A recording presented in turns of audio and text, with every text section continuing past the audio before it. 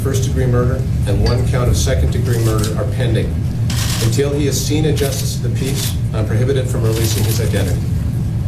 The Amber Alert in relation to this file has been discontinued. However, the bodies of the 3 victims have not been found, and we continue to ask people to come forward with any information they may have. Most importantly, we ask rural property and business owners to please search their properties for anything suspicious. We know that this community has been anxious for answers to an investigation that has gripped this city for the last 2 weeks. There are still many questions left to be answered. However, due to charges before the courts, I can't release those details, and the investigation continues. We wish to thank the public and the media for their assistance. We have had more than 900 tips come in. This level of public support and engagement has never been seen in previous investigations of this magnitude. I also like to acknowledge and thank more than the 200 officers, analysts, and investigators who have worked this file nonstop for the past 2 weeks. This has included uniformed members, specialty investigative units, and our search partners with Calgary Search and Rescue and the RCMP. As this matter will now be before the courts, I'm limited into what I can say, but I will answer any questions that I can. What, if anything, has changed since Friday when he was released? An investigation, as you will recall, this investigation started with very little information. And you remember one of the first press conferences we had, it was referred to as a mystery. This investigation, led by Staff Sergeant Andres and Doug Anderson, his teams of officers over in major crimes, has been a painstaking investigation. It has been pursuing 900 tips, plus investigative leads that have been forthcoming. Our forensic crime scenes unit has been absolutely meticulous in going over the scene and any piece of evidence that we have.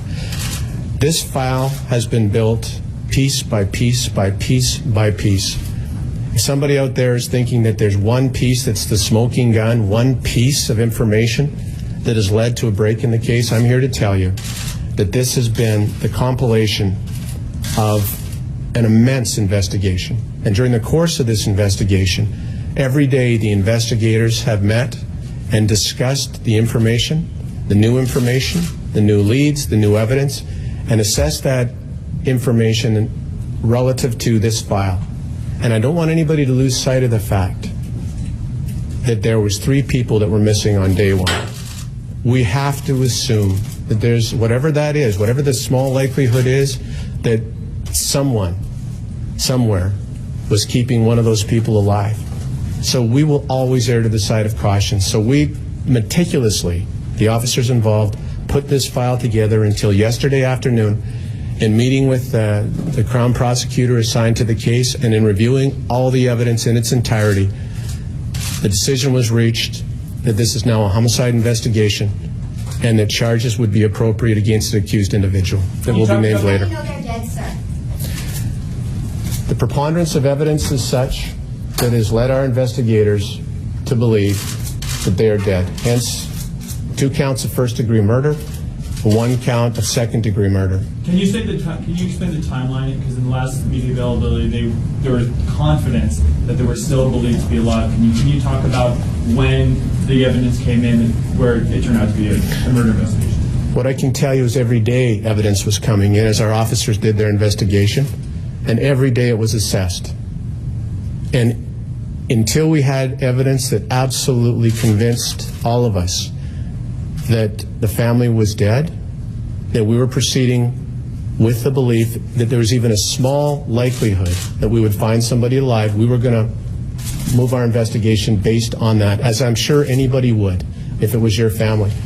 Yesterday, when they had their regular meeting to review the evidence and assess that evidence in consultation with the Crown, it was determined that it was clear at that point that this was no longer a missing persons investigation, this was a homicide investigation. Where are you focusing your search efforts? Are you still searching the rural property and Airdrie? Are you still searching landfills? As you may have noted in my prepared statement, we are asking for the assistance of anybody who is on an acreage, anybody who's a business person oil companies that have access to land to continue to be vigilant in looking for anything that's unusual. So if somebody expects our search to be limited to one particular small area, we are not going to limit ourselves to that. We are going to tell people out there, be alert, be vigilant. If you see something you know wasn't right on your property, that it's different, that could be suspicious, give us a call.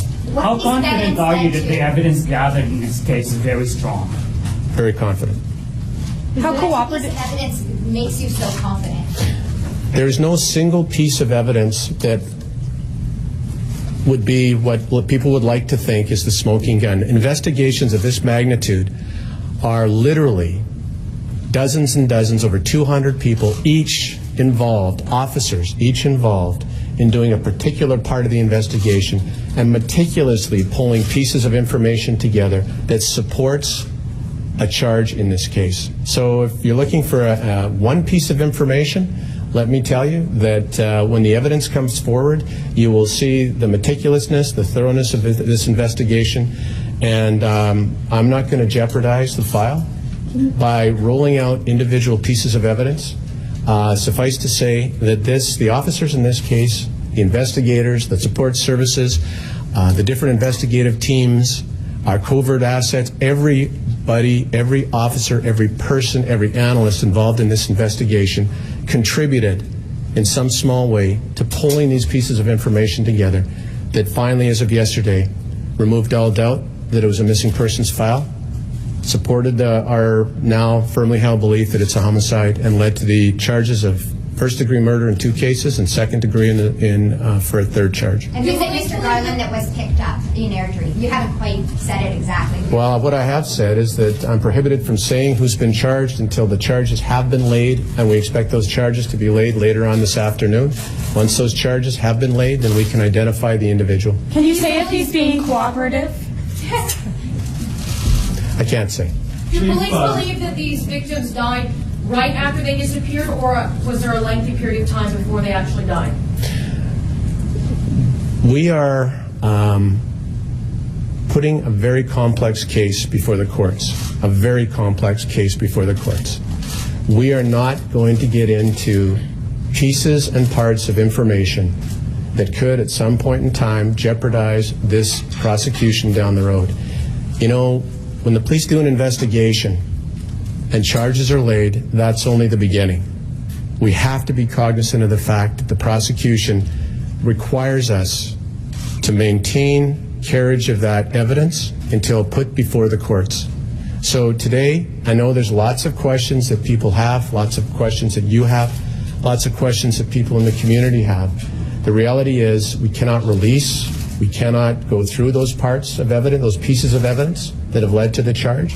Suffice to say that we and the Crown are satisfied that the preponderance of evidence we've collected in its entirety supports the charges that will be laid later today. Are you looking at laying charges against anybody else? At this point in time, we're charging one person later on this afternoon. And are any other charges possibly pending against him other than these 3? I can tell you this, anytime there's a homicide of this magnitude, we would be remiss if we didn't look at every file that we have outstanding. At this point in time, there are only those charges that relate to this file.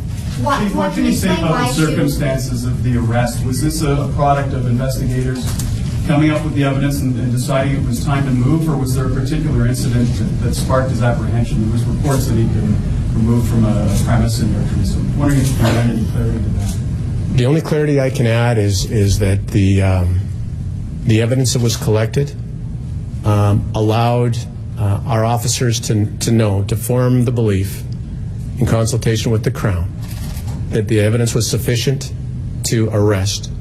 And circumstances early this morning presented that opportunity to make the arrest, and that arrest was done at approximately 1:30 this morning. Do you have a better understanding of motive, or what motivated these evidence? Motive, anything to do with motive will be part of the evidence that's presented at trial. Are you looking for any other suspects? No. Can you elaborate on items or perhaps blood samples that were taken from the Liknes home? I know we were waiting on test results, official results. Can you disclose the results from those tests? No, can't. Why 2 degrees? Why 2 counts of first degree and 1 count of second degree? Okay, what I can explain to to you is this. I can explain generally why first-degree murder charges are laid. First-degree murder charges are generally laid when you can show pre-intent. Somebody formed the intent. Chief, you've given... And in second-degree murder charges, that pre-intent, the intent to commit the act, may not be there. Insufficient grounds to justify a first-degree murder charge. Can you say who the charges relate to in terms of, are the first-degree murder charges relating to the grandparents and the second-degree charge related to the child? Can you explain how that... The first-degree murder charges will be laid on the Likneses, the second-degree on the child. You've given condolences to the family. Do you have anything to say to them now? I mean, this is partially solved in their minds. About, what can you say to them about finishing this off? This remains unclosed. Sure it will be. Absolutely will be. And our efforts will continue to be on the investigation. After charges are laid, doesn't necessarily mean the investigation stops. There are other pieces of this file that have to be followed up, and our efforts to locate the bodies of the 3 deceased is obviously a big part of what we're hopeful to, at some point in time, be able to address.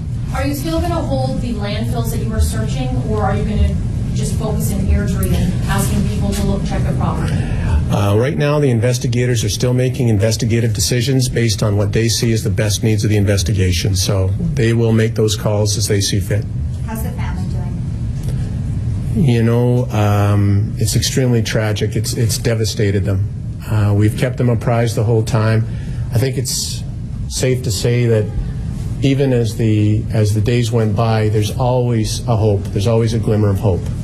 And unfortunately, with the laying of the charges, we've taken that hope away from the family. So they are devastated. Are you optimistic that you will find the bodies in this case? I'll always remain optimistic that we will be relentless in pursuing every lead. If we continue to get help from the community, if we continue to have folks that are alert to any changes or anything unusual they see on their property, we will remain optimistic that we may be able to put closure to that part of this file. So when will the person who's arrested in the case appear in court? I can't say for sure, but the charges will be laid today, so I don't know. I suspect it'll probably be tomorrow, but I can't say 100% for sure. At this point, with the evidence against him that you have, is there any indication that the suspect would help find these bodies and give the family some closure? I can't speculate on what a suspect or an accused person may do or not do. Would that be what you guys would ultimately want at this point? Ultimately, what we want is we want to be able to find the bodies so that the family can have the final closure on this. Okay, any other questions? Was he arrested at a motel? You've spoken to Douglas Garland already. Can you give us any indication of what his level, not just of cooperation, but the idea that he may at some point tell you what happened to his bodies in fact? At this point in time, we can't even confirm the identity of the person that was arrested. And, sorry, your question? At a motel in Airdrie? It wasn't at a hotel in Airdrie. It was on property that was close to the, in the vicinity of the acreage. Was the individual who was arrested, I know you can't identify him, but moving forward, was he breaching his parole conditions when that was taken into custody? I realize that because you can't identify him, that might be tricky to answer, but... Is there any other questions from anybody? Thanks very much.